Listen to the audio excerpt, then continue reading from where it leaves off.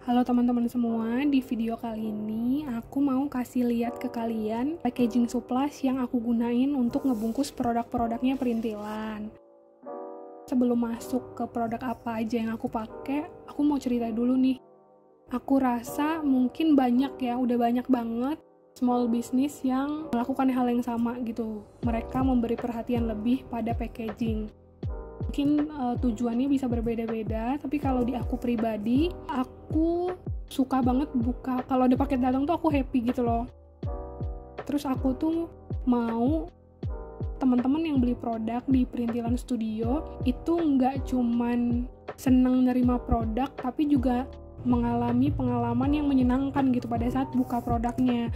Meskipun nggak bisa dipungkiri ya, bahwa setiap kirim paket dan dalam perjalanan tuh otomatis pasti paketnya nggak akan sempurna. Tapi tetap Perintil usahakan tuh nggak mempengaruhi produk yang ada di dalamnya. Balik lagi, bagi Perintil sih itu sih. Aku mau memberikan kepada kalian itu experience gitu. Jadi pada saat buka produknya Perintilan itu nggak terlupakan gitu. Maksudnya kayak, oh ya seneng beli di situ. Lucu banget dari mulai packaging sampai ke produk gitu. Jadi aku maunya emang itu meninggalkan kesan gitu, meninggalkan kesan di benak kalian gitu. Dan semoga tujuannya tercapai gitu ya, karena memang aku membuat Perintilan dengan happy, jadi aku maunya rasa senang itu tuh tersampaikan juga gitu ke teman-teman semua gitu. Jadi kayak happy-nya maunya sih nular gitu, dan semoga ya. Kemudian langsung masuk aja ke apa sih yang aku pakai. Untuk yang pertama, biasanya produk aku bungkus pakai kertas ini. Ini tuh book paper ya. Jadi emang warna kertasnya tuh yang agak kekuningan gitu. Book paper yang 52 GSM. Terus aku print pakai printer biasa, printer cartridge gitu. Terus biasanya aku bungkus produknya pakai ini. Kalau misalnya produknya itu paper base kayak stiker, memo pad dan kawan-kawan kan itu rawan ketekuk gitu ya. Jadi biasanya aku nambahin kardus gitu. Nah, kardusnya sendiri ada yang aku beli baru, ada juga yang reuse dari paket-paket yang biasanya aku beli. Jadi kan kadang aku beli produk-produk dapat kardus gitu ya. Nah, daripada kebuang, biasanya aku sisihin, aku ambil part-part yang masih bagusnya, terus aku potong, terus dijadiin bagian belakang dan untuk naruh produk gitu. Kemudian aku bungkus produknya dan aku seal dengan beberapa stiker-stiker yang selama ini jadi contoh produk gitu, yang biasanya aku pakai buat foto produk ataupun yang grade B gitu. Setelahnya, biasanya bungkusannya aku ikat menggunakan benang. Nah, di sini aku pakai dua warna, yang kuning dan yang pink. Aku pakai tergantung mood aja sih. Kayak kalau udah habis pakai kuning, kadang aku ganti pink gitu. Jadi tergantung mood aja. Selanjutnya biasanya aku tambah si thank you card. Ini dia contoh thank you cardnya Perintilan. Jadi aku buat dua warna. Yang pertama warnanya Tosca gitu, yang kedua warnanya peach muda ya. Nah, nanti ini setelah aku tulis namanya, aku taruh deh gitu di atas paketnya. Si thank you cardnya ini aku print sendiri. Bahannya itu namanya itu inkjet paper. Jadi dia permukaannya matte. Tuh, jadi permukaannya matte gitu. Dan ketebalannya disesuaikan aja sama preferensi teman-teman.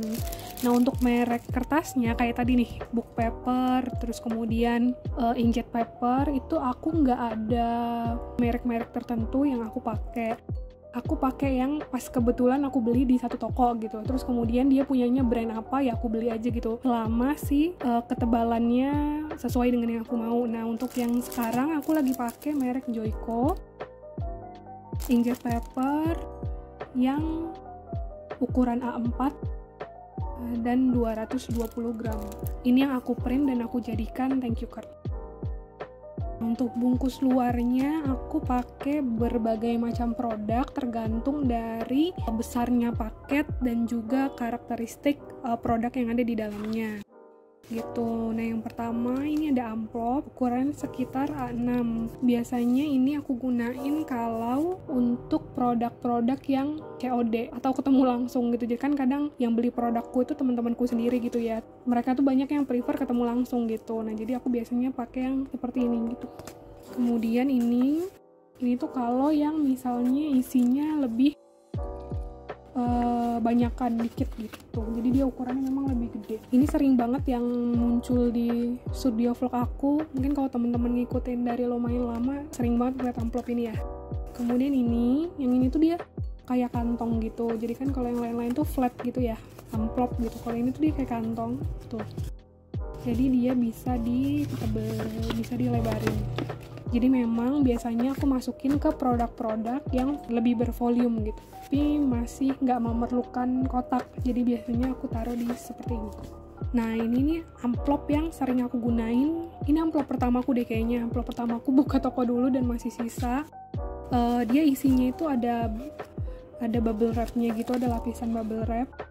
Ya, tapi sekarang aku jarang gunain ini sih karena kurang sesuai gitu sama produknya. Kecuali kalau misalnya ada produk, karena kan produkku tuh kadang ada yang akrilik gitu ya. Akrilik tuh udah aku lapisin pakai bubble wrap sendiri gitu. Jadi nggak perlu bubble wrap tambahan sih. Kalau butuh extra protection atau yang dikirimnya jauh, nah itu baru deh aku gunain ini.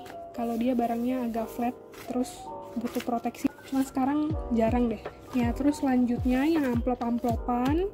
Ada ini ukurannya super kabinet namanya. Jadi kalau teman-teman cari di e-commerce tuh mereknya ada banyak, silahkan sesuaiin aja sama preferensi teman-teman. Yang jelas ukurannya dia super kabinet. Si super kabinet ini cukup pas sih untuk ukuran produk-produk yang A6 kayak stiker-stiker gitu, dia cocok banget gitu. Oke, ini terus biasanya nanti aku lipat gitu.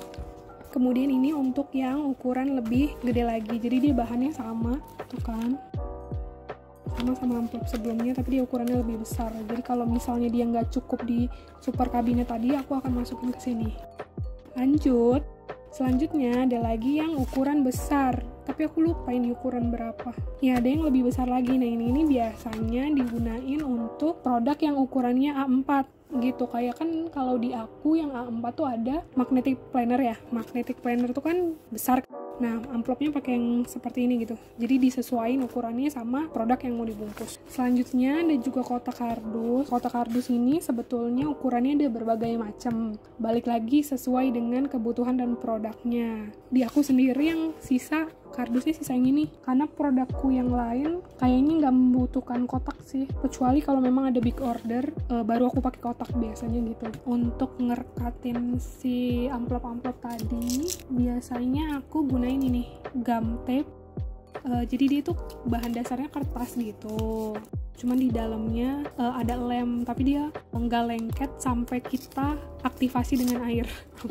Aktivasi, jadi kita gunting gitu, kemudian dikasih air, baru dia lemnya lengket gitu. Nah, itu yang teman-teman juga mungkin udah pernah lihat ya di video-videoku sebelumnya. Jadi memang orang itu ada yang gunain spray ke si bagian dalamnya, ada juga yang gunain spons gede tuh yang biasanya buat pakai cuci piring.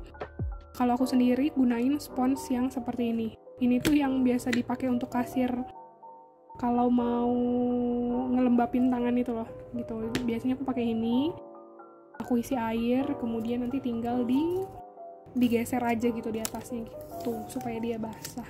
Nah, untuk dekornya aku gunain beberapa produk. Yang pertama ini aku print sendiri ya, si kayak stiker stempel ala-ala gitu ya, tapi aku guntingnya kotak doang. Yang penting warna dasarnya itu disamain, dimiripin sama warna si amplop, jadi dia agak tersamarkan gitu. Si stiker ini aku print di stiker vinil yang matte gitu ya.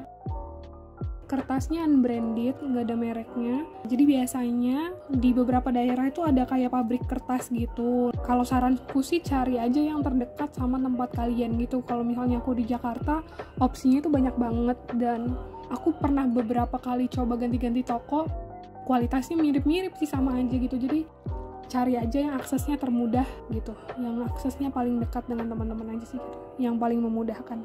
Habis ditempelin perangko, aku kasih si cap gitu nih, biar makin mirip kayak paket.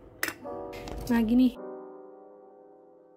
contohnya ya, ditempel perangko, terus ada capnya deh. Biasanya aku tulis nama orangnya di amplopnya supaya kesannya dapat surat. Aku nulis pakai Posca. Ini Posca yang apa ya? Aduh, aku lupa lagi. Ini kayaknya Posca yang medium tip deh. Pakai warna biru dan warna pink. Tara. Ya, pakai dua ini. Aku biasanya tulis nama. Yang terakhir itu ini yang aku gunain belakangan karena musim hujan. Awalnya aku masih pakai plastik ya gitu kan, beberapa produkku pakai bubble wrap tapi biasanya reuse. Kadang juga aku masih pakai selotip yang plastik gitu, fragile, dan produkku juga kan stiker vinil ya, jadi maksudnya nggak purely ramah lingkungan juga gitu. Tapi aku butuh plastik, tapi ngerasa kok nambah-nambahin plastik aja gitu. Akhirnya ketemulah opsi si plastik singkong, cuman memang lebih otomatis berkali-kali lipat lebih pricey ya dibanding plastik biasa gitu. Cuman ya karena ini preferensi pribadi juga sih, jadi kayak ya udah gitu. Aku punya yang ukuran kecil. Aku pakai merek Casaplas. Mungkin sekarang udah banyak sih merek-merek lainnya. Ini buat yang kecil, biasanya untuk stiker-stiker yang amplop kecil tadi dia cukup sih di sini. Kemudian aku punya dua ukuran lain, medium dan large gitu. Yang medium ini kayaknya teman-teman juga pasti udah sering lihat sih. Yang ini. Tara. Ini yang ukuran medium dan ini yang ukuran besar. Yang ukuran besar ini biasanya untuk ngebungkus yang box tadi gitu. Supaya cukup. Gitu deh. Segitu dulu video kali ini, udah cukup panjang ya. Itu tadi packing supplies yang biasa aku gunain sehari-hari di Perintilan Studio. Semoga bisa membantu baik buat teman-teman yang baru mulai bisnis ataupun yang udah lama tapi butuh inspirasi gitu buat packing. Kalau ada yang ingin tanya-tanya lagi, silahkan aja komen di bawah ataupun mampir ke Instagramnya Perintilan. Makasih udah nonton videonya. Sampai jumpa di video selanjutnya.